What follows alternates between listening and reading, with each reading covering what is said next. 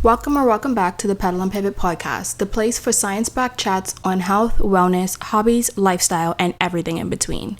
I'm here to unpack trending topics and buzzwords, digging into their evidence-based roots, and offering practical tips you can actually use in your everyday life.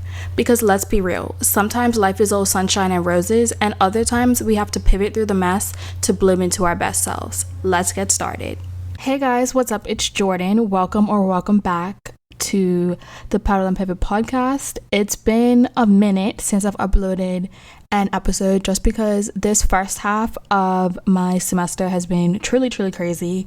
I have taken 7 exams, I believe, since the start of January, and I'm recording this on February 20th. So the podcast had to take a little bit of a backseat for a while, but hopefully I'll be able to be more consistent now. I'm finally moving into systems blocks for medical school, which just makes the schedule a little bit more manageable because we typically have one exam at a time instead of multiple at once. So I'm hoping that I will be able to get into a new routine because I really miss creating content and recording the podcast, and I definitely want to be able to add that back into my life. Today, we're going to be talking about routines, habits, and productivity, the bread and butter of the Pedal and Pivot podcast. When I made an episode related to this last year or maybe 2024, it did really well. And habits and routines are truly what allows me to be successful in medical school and to have more of that work-life balance. So I definitely wanted to talk a little bit more about it today. I don't really have much to catch you up on about my life. I've literally just been studying 24/7, haven't really been doing anything fun. So we'll get right into this episode today.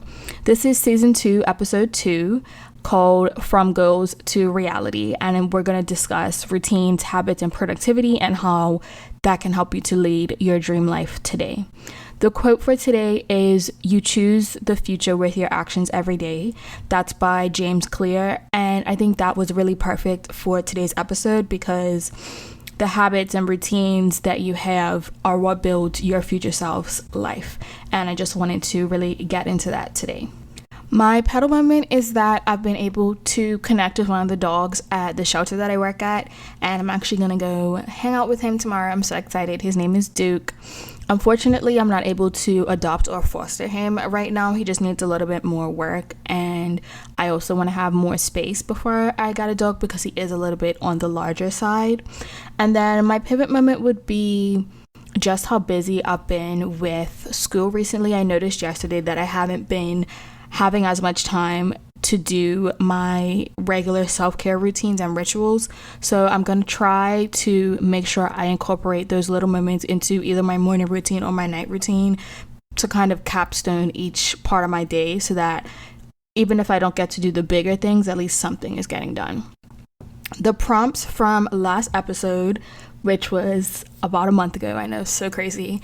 The first one is, when do you feel most like yourself and what are you doing?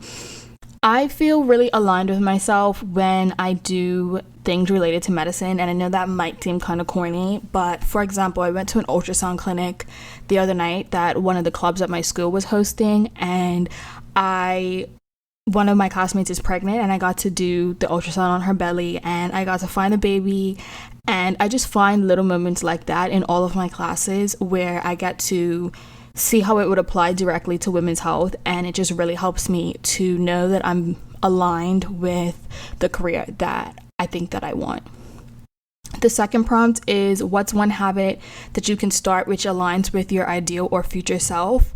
I would say simply drinking enough water every day. I used to be really good at drinking water, but it's been a little bit more difficult over the years. And once you break that habit, it's hard to get back into because you have to use the bathroom all the time. And it's just really inconvenient. And I also get really busy. And I think this isn't scientifically proven, but I think my ADHD medication can make me so locked in to what I'm studying sometimes that I forget to drink water. The third prompt that we had from last time was, what is one thing that your younger self would admire about your current self? And I think that my younger self would be so proud of me that I'm in medical school. This has been my dream for a while now, and to know that I'm finally accomplishing those dreams, I think my younger self would definitely admire that. And with all of that being covered, let's get into the main part of today's episode and show you how you can go from goals to reality. First things first, we're going to get into the research. I like to provide evidence-based information. So first thing that I wanted to talk about is the habit loop, and I got this information in an article from the University of Kentucky. It says that habits are broken down into 3 components, which are cue, routine, and reward, and then you repeat that cycle over and over, which is what makes it a loop. Understanding this cycle can help you to identify why you're doing certain behaviors in the first place, which makes it easier to change these habits when you're ready to make that change. Cues can be anything from time, location, emotions, people, specific actions, literally anything. And rewards can also be very varied. That's hard to say. They can be physical, sensory, emotional, or social. So for example, let's say when you get home from work, you're really tired and you're hungry, but you don't have the energy to prepare a healthy snack. That would be your cue, resulting in you eating a box of cookies that you keep in the pantry. That would be the routine.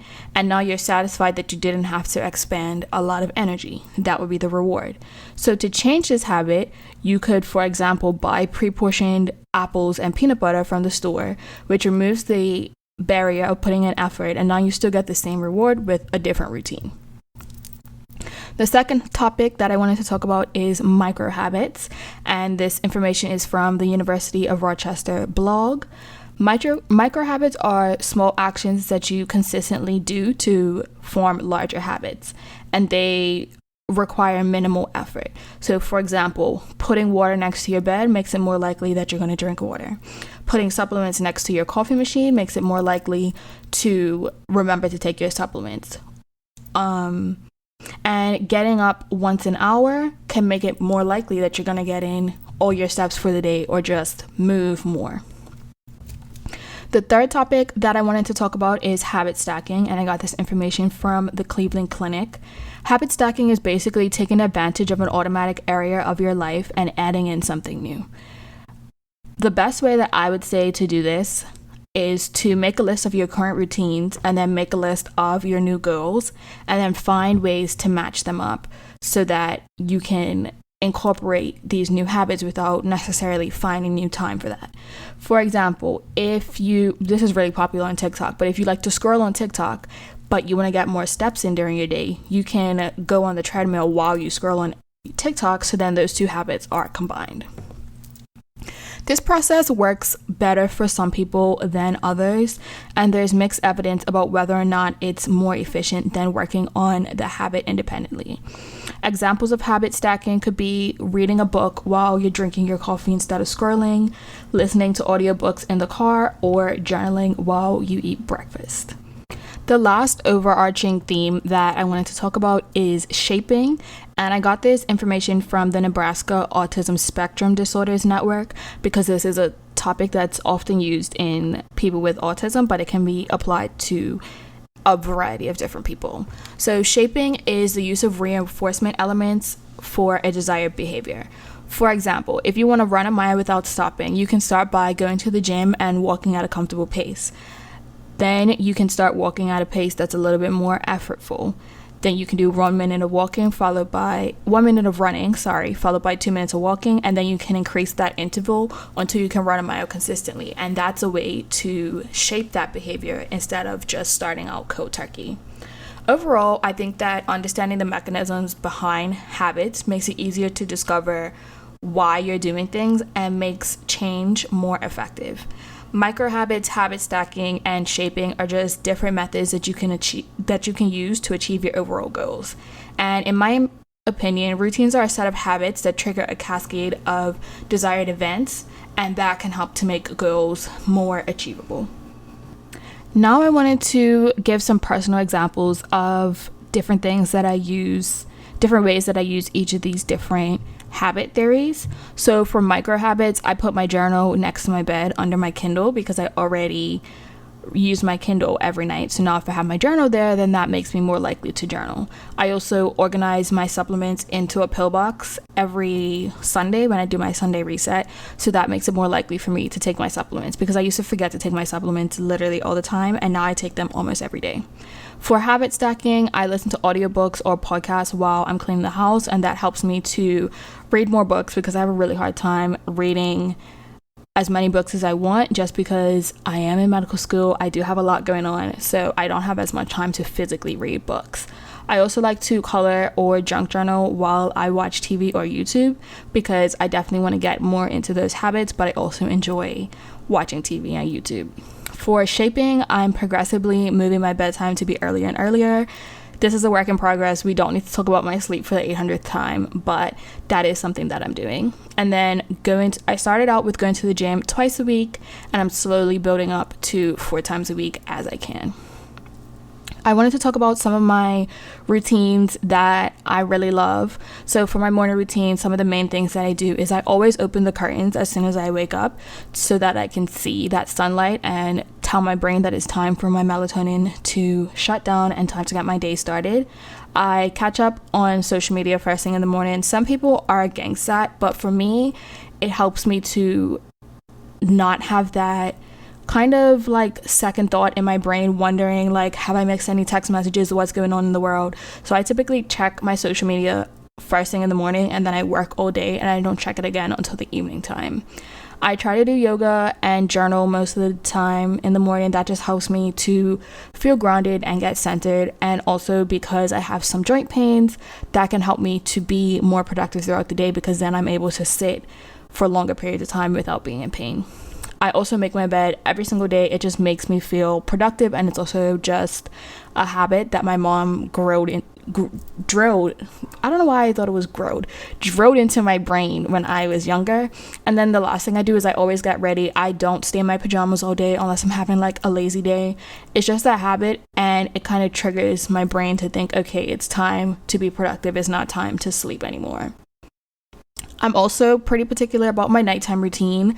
I typically will shower, and then I eat dinner. I always turn my LED lights on at night, because it's just a little less jarring than some of the brighter lights. So I typically have pink or purple lights at night instead of bright white or even the soft white setting on my lights. I have Govee lights that I can change the colors on, and I really, really like doing that. I also try to journal and read most nights so that my brain can start to wind down, and I typically listen to rain sounds or some other frequency when I go to bed, just because for me personally, I can hear a lot of unusual sounds sometimes if I'm laying there, so that just helps me to have something to focus on rather than my brain just spiraling. Getting into my little weekly reset, on Sundays I try to have a little weekly planning session with myself. So I will take a look at my lectures for the week and plan out when I'm going to watch which lecture, what exams I have coming up, how I'm going to study for those, all those types of things, so that going into the week, I already know what I have to do every single day. And then I also know that everything that I have to do has a dedicated day and time to that, and that helps me to stay on track, keep balanced, and get everything done. I typically will order groceries, and I will meal plan on Saturdays and then pick them up on Sundays. That's been a little off recently just because of my exam schedule. So a lot of times if I have a Monday exam, I'm just going to do a lot of that weekly reset routine on the Monday instead of on the Sunday. But I'm trying to get back into doing it on Sundays because it just feels better for me that way. I also tend to sleep in on Sundays just because it allows me to just relax a little bit more, and also sometimes I sleep a little bit less during the week, so that helps to balance it out a little bit. After an exam, I typically like to do some type of self-care activity, whether that's getting a massage. I love going to Massage Envy. That's one of the best investments I've made these past couple years, because as I mentioned, I do have a lot of joint pain and stuff, so that just helps me to feel better overall, and also it's self-care. I will also get my eyebrows done or wash my hair, things like that. I'll spend time with the dogs at the shelter. I did that a lot more last semester just because my exams were all in the morning last semester, and I've had a lot more afternoon exams this time, so that's made it a little bit more difficult, but I will hopefully be getting back to that very soon. I will clean up my house because that's just the easiest time for me to do like a whole deep clean of the entire house. I will also try to do my hobbies, work on the podcast, do some projects that are unrelated to school and things of that nature. The last major routine that I have is studying. I typically start with something less intense like flashcards, sometimes practice questions to kind of warm my brain up, for lack of a better word, and then I'll do my lectures during peak focus hours. For me, that's between about 12 and 8. I typically can pay attention really well. Any earlier than that, I'm like not really paying attention. I can pay attention later than 8, but I try to give myself a good cutoff. And then normally I will end my day with either practice questions or flashcards just to really solidify the information that I have learned throughout the day. In this next mini section, I wanted to show some examples of how I used some of these habit theories to create a plan for achieving my 2026 goals. So for example, I am aiming to work out 4 times a week, so I mentally schedule my workout times before dinner, so that just creates that consistent routine. I am trying to do 1 hour of outside time per week. That may sound a little bit crazy to you, but I have to remind myself to go outside. I'm very much so a homebody. I study from home, so I can literally stay within my 4 walls for multiple days at a time, and that's not the best thing for my mental health. So I'm trying to go on walks before or after I eat my lunch. I'm trying to read 10 books this year, so I read before bed every night, even if it's just for 10 minutes. I want to feel more confident in myself and more grounded, so I am journaling during my nighttime routine. I also mentioned how my morning routine helps me to feel grounded. And then I want to eat 100 grams of protein, give or take, every day. So my weekly grocery shopping and meal planning really helps me to work towards that goal. In this last section, I wanted to talk about how some technology or apps and other tools have helped me to work towards my goals and to form these routines. So I often use ChatGPT to give me ideas for how I can translate some of these bigger goals into habits, or I'll have it give me an example time block so that I know how to maximize my efficiency while still having balance and getting everything done. I love the Apple Health app. That really helps me to keep track of all of my different progress, like how many workouts I've done, how much water I've drank, all of that. I log right into my Apple Health app, and I like that it has everything all combined and that it's integrated with several other apps. For example, I use my FitnessPal to log my dietary intake, and that's my preferred app just because I've been using it for so long. I have so many of my recipes in there, and that's just what really works for me, and it's integrated directly into Apple Health, so that just helps everything to come together. Notion and Google Calendar are literally like my personal assistants. I don't know what I would do without them. Everything goes in my Notion or my Google Calendar, and it's literally the only way that I function. I have my notes, I keep track of time, I have all my tasks that I need to do, my brain dump, literally every single thing. I'm looking at my Notion right now because that's where I have my podcast notes, and just in my favorites, like my favorites section, I have my weekly plan for this week and next week, my overall planner, my brain dump, all my school assignments, my workouts that I like to do, everything for the podcast, my groceries, my coping mechanisms that I can use for my mental health, my goals for the year, my journal, affirmations that I can read when I'm feeling down, and a little achievements journal so that I can also use that when I'm feeling down about myself.